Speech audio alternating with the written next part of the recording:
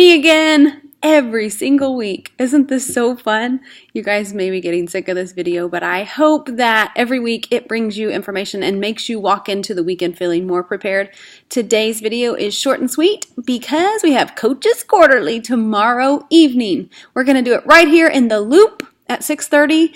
Caitlin has ordered a delicious dinner for all of us, so come really hungry.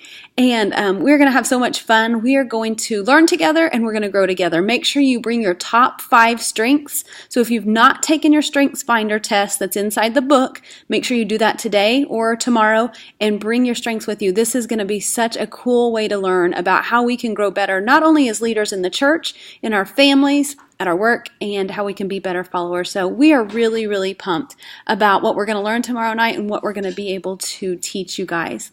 This weekend, here's what the schedule is going to look like. There's a little addition right there at the bottom. You see it says Swerve, students not able to check in.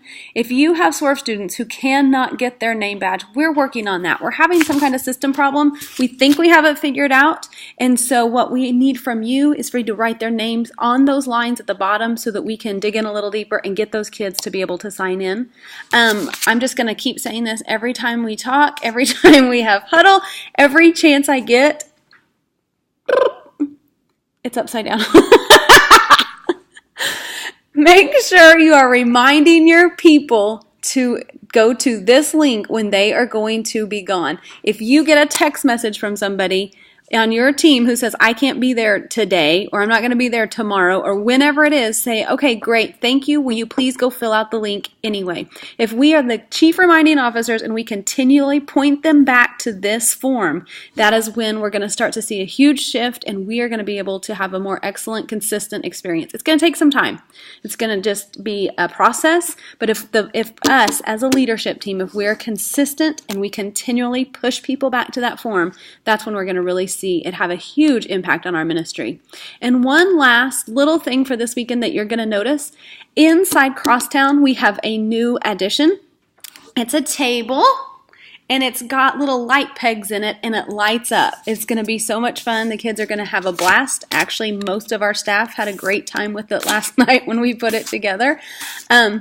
And so on that note, what I'd like to talk to you guys about is, first of all, we want them to take care of it. They don't climb on it. We'll just advise the leaders. It's just like any other toys with a purpose. It only happens during playtime, things like that. The one thing I've noticed in Crosstown lately, and it's frustrating several of our leaders, and they don't know how to handle it, is we have a paper airplane epidemic in Crosstown. And so what I've kind of been observing and trying to figure out what on earth is happening. This is not how we use parent resources as paper airplanes. I think what's happening is at one of our really early experiences, there's probably a leader who has started this, thought it would be fun. Could have been a kid that's just really good at something like that.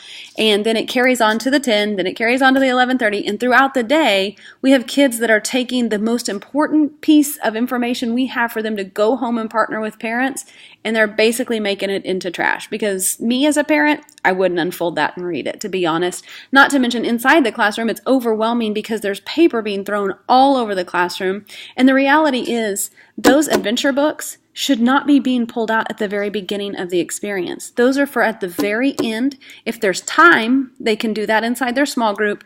But most of the times that's something we send home with them to do with their parents so that parents see the questions on the back, the Bible verse, and they're able to utilize that information and teach their kids in the 167 hours that they have them and are influencing their life. So just a little piece of Crosstown information. You'll see the light table in there. Feel free to go in there and play with it. We've done it ourselves. We'll probably do it again before the weekend's over because it's really cool. We love it. Cannot wait to see you guys here tomorrow evening, 6:30. Come hungry, bring your top 5 strengths, and I cannot wait to walk with you through this, to learn more about ourselves, more about our leadership, and just become better followers of Christ. Love you guys, and I'll see you tomorrow.